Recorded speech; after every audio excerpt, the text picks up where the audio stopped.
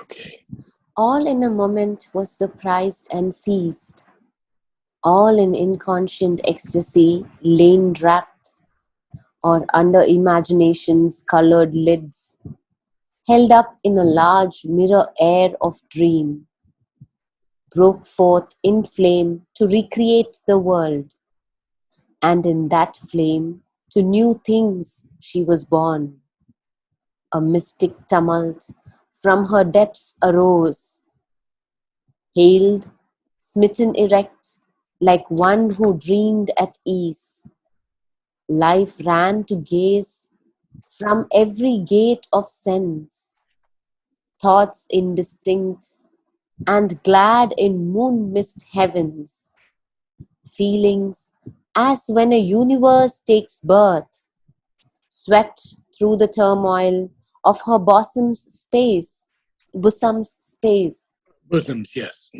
invaded by a swarm of golden gods, Invaded. invaded by a swarm of golden gods, arising to a hymn of wonders priests, her soul flung wide its doors to this new sun. Well, this is so powerful. Gosh. Where does one begin? Well, all in a moment was surprised and seized. This is the moment that she first looks at him. Hmm. In that moment, everything was surprised. She was surprised. She was seized by that moment also. Then everything that had lain wrapped in inconscient ecstasy, or even under the colored lids of imagination, or even held up in a large mirror air of dream, broke forth in Hmm. flame to recreate the world. And so you see, those three lines have to hook up with that uh, last line that I just read to you, Yeah.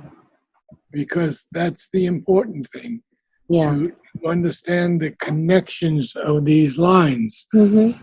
So everything was surprised, everything was seized, everything that had been wrapped in and lain in ecstasy in the inconscient, or even under the colored lids of imagination. What a beautiful image, the imagination's colored lids. Hmm. Or even if it was held up in a large mirror air of dream, it all broke forth in flame to recreate the world. Because we have to remember here that her father sent her out to find her answering soul. Hmm. And so she has been looking for that soul, Yeah. traveling far and far through great vast steppes and mountains and and sleeping in on the ground and in peasants' huts and sometimes in castles. Hmm. And now suddenly she sees him. Hmm. And so what happens? A mystic tumult Hmm. from her depths arose. Tumult, tumultuous, Yeah. churning, Tumultuous. Yes. mystic tumult. Hailed. Now, hailed, the good definition for hailed here is pulled or drawn. Okay. And then smitten erect, like one who dreamed at ease. Hmm. What hailed and smitten? Life. Because life ran to gaze from every gate of sense. Interesting vision there, the gate of every gate of sense. That means not only her eyes, Hmm. but the feeling in her hands, Hmm. the fragrance, Hmm. the movement in her heart. Hmm. Everything, life Everything. ran from every gate of sense, Hmm. every gate. Thoughts indistinct and glad in moon mist heavens, feelings as when a universe takes birth. My gosh, how could. Well, we've seen sometimes these photos of a new galaxy being created. Yeah. And, it's just, it takes your breath away. But Yeah. look at, she's feeling a feeling as when a universe takes birth just looking at him. Mm-hmm. and it all swept through the turmoil of her bosom space. So we had the word, we have the word turmoil, and we had the word tumult. Yes. They're a bit turmoil is Agitation. yes, exactly. Hmm. And it was invaded by a swarm of golden gods, arising to a hymn of wondrous priests. Her soul flung wide its doors to this new sun, Sun. the new sun, Satyavan. Yeah.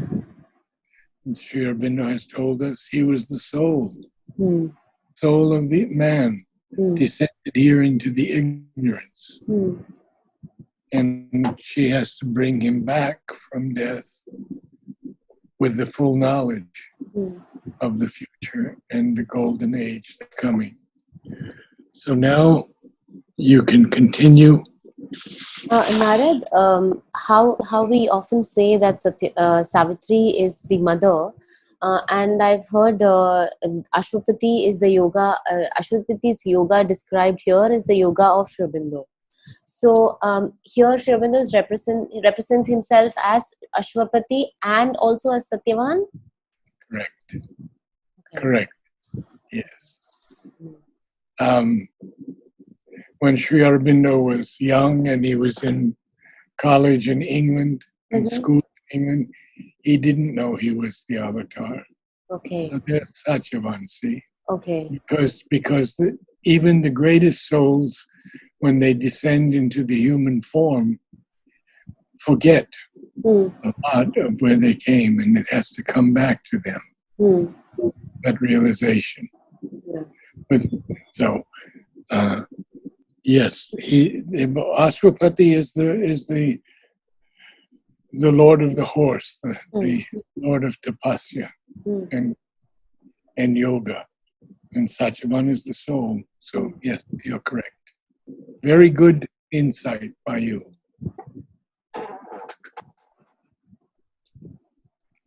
An alchemy worked, the transmutation came, the missioned face had wrought the master's spell. In the nameless light of two approaching eyes, a swift and fated turning of her days appeared and stretched to a gleam of unknown worlds. I felt I didn't read that quite in flow. Yeah, we can go over that again. Yeah. But let's talk about it first, and then you read it again. Yeah. So, an alchemy is we know what alchemy is. It's the transformation of metals into gold. Mm-hmm. So here it's an alchemy that worked, and the transmutation came because the mission face, which is Satyavan's face, had wrought the master's spell, capital M, the master. Yeah. And in the nameless light of two approaching eyes, a swift and fated turning of her days, so Satyavan is looking at her, appeared and stretched to a gleam of unknown worlds, just looking in his eyes. Okay, read it again. The missioned face had wrought the master's spell. I missed the previous line. An alchemy worked, the transmutation came. The missioned face had wrought the master's spell. In the nameless light of two approaching eyes, a swift and fated turning of her days appeared and stretched to a gleam of unknown worlds. Then, Yeah, I would say in the nameless light, you accented light a little too strong. okay, In the nameless light of two approaching eyes. a swift and fated turning of her days appeared and stretched to a gleam of unknown worlds. Yeah, but here again, a swift and fated turning of her days appeared and stretched to a gleam of unknown world. So you have to connect, even with that pause, days to appeared, because it's the swift and faded turning of her days appeared. Imagine appeared would be on the first line. Yeah, You have the feeling of it, but you have to have a little break. understand. Good.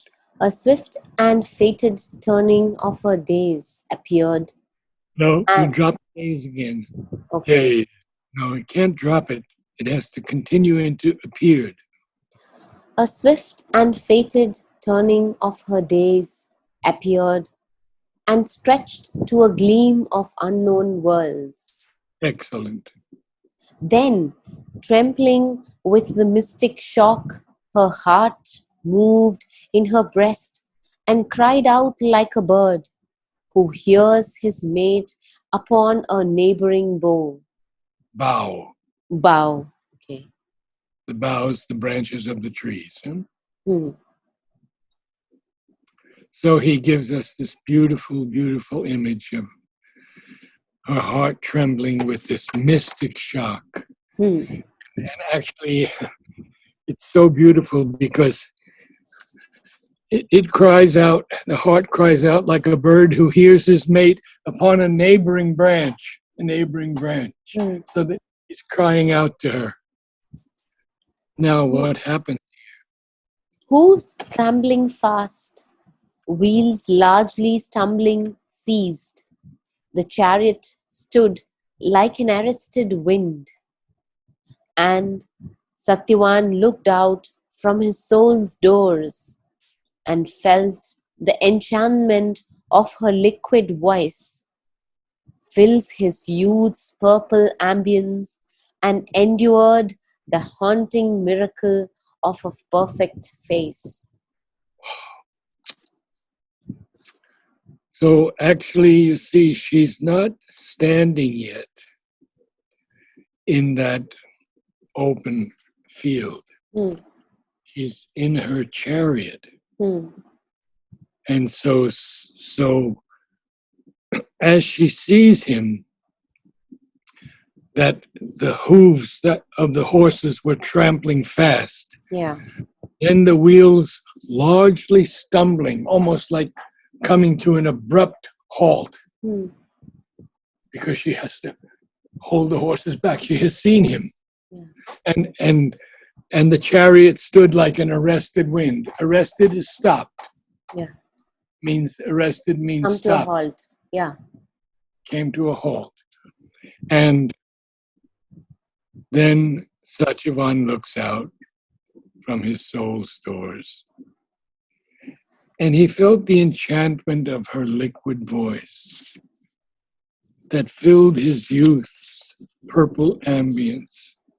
Not only the voice, but he endured the haunting miracle of a perfect face. Hmm. Absolutely extraordinary. Then he talks about Satyavan, mastered by the honey. Mastered by the honey of a strange flower mouth, drawn to soul spaces, opening round a brow. Brow, A brow. brow of our head. Brow. Okay. Mastered by the honey of a strange flower mouth, drawn to soul spaces, opening round a brow. He turned to the vision like a seed to the moon. Vision.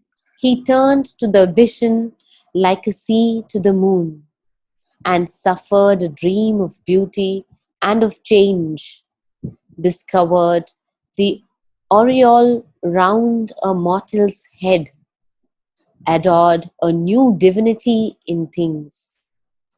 Yes, adored a new divinity in things. Very Adored a new divinity in things. good. So now we're speaking of Satyavan. He feels, looking out of his soul's doors, Mm-hmm. he feels the enchantment of her liquid voice fill his youth's purple ambience, and he endures this haunting miracle of a perfect face, mastered by the honey of a strange flower mouth, drawn to soul spaces opening round her brow. He turned to the vision of Savitri, like a sea turns to the moon. And he suffered here means allowed, suffered a dream of beauty and of change. And at the same time, he discovers the aureole around her head. We would call it the aura. Aura, yeah. But here it's an aureole. And aureole is a slightly different word. Mm-hmm. To you. An aureole is the radiant circle of light depicted around the head, a glorifying halo. So he sees all of this. And then we have to continue with his experience. His self-bound nature foundered as in fire. His life was taken into another's life. The splendid, lonely idols of his brain fell prostrate from their bright sufficiencies, as at the touch of a new infinite, to worship a Godhead greater than their own. So we do see now that he has seen in Savitri not only the aureole around her head, but a kind of dream of beauty and change, her perfect face, her strange flower mouth, the soul spaces that open round the brow, and therefore he adores a new divinity in things. And as he's adoring this, is self-bound, his nature that is self-bound, bound to himself, foundered as in fire. To founder is to, you understand? Like the foundry, yeah. Like how we cast things out of the fire. No. I'll give it to you exactly, because it's a different definition altogether. Foundered.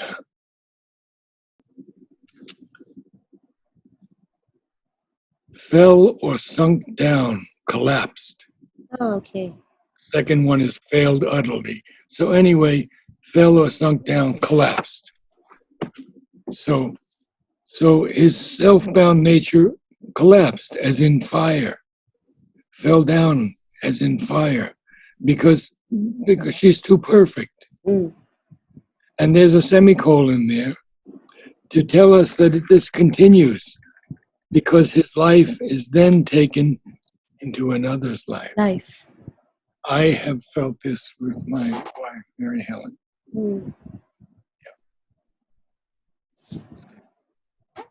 Had something of that experience, not so great perhaps. So, the splendid, lonely idols of his brain fell prostrate from their bright sufficiencies. So all that he had done in his life up to now, all these splendid, lonely idols, these things that he had imagined, created in his mind, all of them fell prostrate from their bright sufficiencies, as at the touch of a new infinite, to worship a Godhead greater than their own. When Mother first met Sri Aurobindo, I don't exactly remember what quality he had written, but I somewhere read that when he first met her, he read that he saw in the Mother a quality towards the divine that of, he had never seen before. surrender. Of surrender, yeah. Of Gave her surrender. and she said that he whom we saw yesterday is on earth and his mission will be completed. Yeah, so they both knew immediately when they saw each other. You see, when she was living in France and even in Japan, Yeah, she had visions of Sri Aurobindo. yeah. She thought he was Krishna. Krishna. And only when she saw him, then she said, this is the Krishna that I have been seeing. Yeah. So that this line is reminding me of that, like to worship Yeah. a Godhead greater than his own, Yes. as the touch of the new infinite, because he himself had touched a lot of infinites, and now through Mother he, glimpsed, or like he touched another dimension of infinite. Yes, and without her, it could not have been complete. Yeah. Because it was intended by the highest force that the dual avatar had to come to Earth. Yeah. Very precarious time. Now, unfortunately, my friend, my teacher, Aurobindo Basu, said that we're going to go through many other things even worse before it's over. Because, so the coronavirus is one thing that's not the worst. It's because the supermental will no longer accept the mental way of life. Yeah. Yeah. All of life has to change. Yeah. So we have to prepare ourselves. An unknown imperious force drew him to her. Marveling, he came across the golden sword. Sword. The R is accentuated. Sword. Sword. Sword. Yeah. Mm-hmm. Sword. Gaze met, close gaze, and clung in sight's embrace. A visage was there, noble and great and calm, as if encircled by a halo of thought, a span, an arc of meditating light, as though some secret nimbus half was seen, as though some secret nimbus half was seen. Her inner vision, still remembering, knew a forehead that wore the crown of all her past, two eyes of her constant and eternal stars, comrade and sovereign eyes that claimed her soul, lids known through many lives, large frames of love. I didn't quite get the last lines, but Yes. we'll go I have later. many things to go through with you on Yeah. this. A nimbus is a radiant light or a halo Uh-huh. over the head that represents a god or a saint or a sacred person. So it is a halo. Now, we have to go very slowly here. An unknown imperious force drew him to her. Imperious. Imperious means regal. Imperial. It's a regal form. Yeah. And so he begins to walk towards her. Marveling, he came across the golden sword. The sword is just an open pasture with grasses and flowers. Yeah. Walking across that golden sword, a visage. He sees something there, noble and great and calm, as if encircled by a halo of thought. So here we have nimbus and halo two words almost synonymous. Yeah. He also sees a span, an arch. Arch. Okay, arch. You pronounce the CH, an arch. Okay, arch. Meditating light. That's in Savitri. Okay. As though some secret nimbus, some secret halo half was seen. Her inner vision, now he goes to Savitri, Yeah. still remembering, now she knows that forehead that wore the crown of all her past, Mm-hmm. and the two eyes that were her constant and eternal stars, the comrade and the sovereign eyes that claimed her soul, lids known through many lives, large frames of love. We should end there because it was a big section. He sees her as the divinity, no doubt, but he's a young man also. Yeah. So he's having all these magnificent visions of her.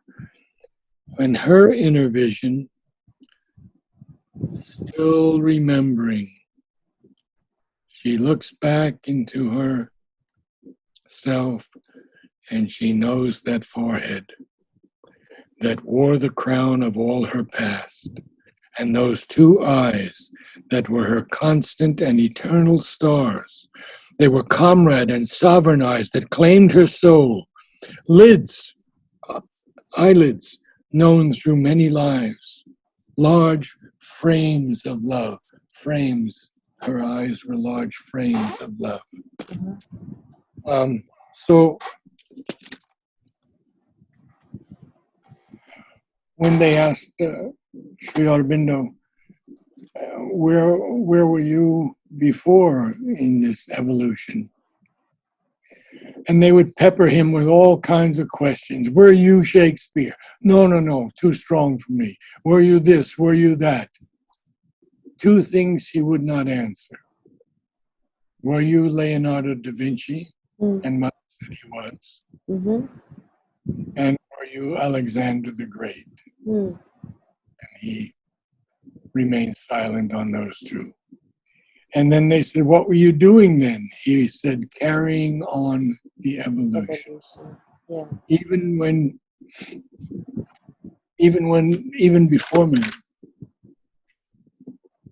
even when I would say, when the first mental being came from the animal, it was there from that time, helping the evolution. And Mother said, whenever there was a possibility of growth on the earth, I was there. So now she's remembering him through all those past experiences of different lives. Yeah. And this is what he gives us here in those few lines. And she remembers his forehead. She remembers his eyes. She remembers his lids. Fantastic. So beautiful. And this will go on for another 2.5 pages. Okay. So we'll meet on Sunday. So I'll reread this? Pardon? Can I reread? It's a good idea, yes, because it'll be better for you. From the top or just last lines? Well, maybe I'll read it from the top. You read the last lines. Yeah. So I'll first read the last lines and then I'll give it over to you. Okay. An unknown imperious force drew him to her. Marveling, he came across the golden sword. Gaze met close gaze and clung in sight's embrace. A visage was there, noble and great and calm, as if encircled by a halo of thought. A span, an arch of meditating light, as though some secret nimbus half was seen.